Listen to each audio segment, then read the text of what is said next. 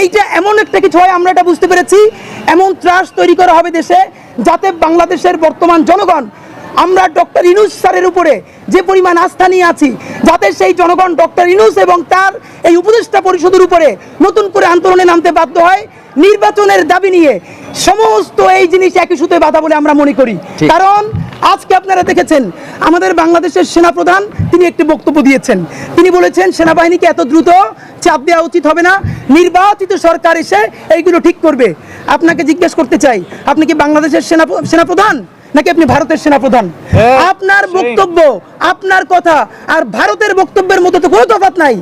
ভারত বাংলাদেশের এত বন্ধু কবে হলো যে ভারত 14তে এসে বাংলাদেশের ইরশাদকে বলে যে আপনি যদি ইলেকশনে না যান তাহলে জামাত ক্ষমতায় চলে যাবে। 18-র ইলেকশন করে দিল, 24-এর ইলেকশন করে দিল একটা ভোট ছাড়া। সেই ভারত বাংলাদেশে গণতন্ত্রের কথা বলে, নির্বাচনের কথা বলে। এর মানে কি?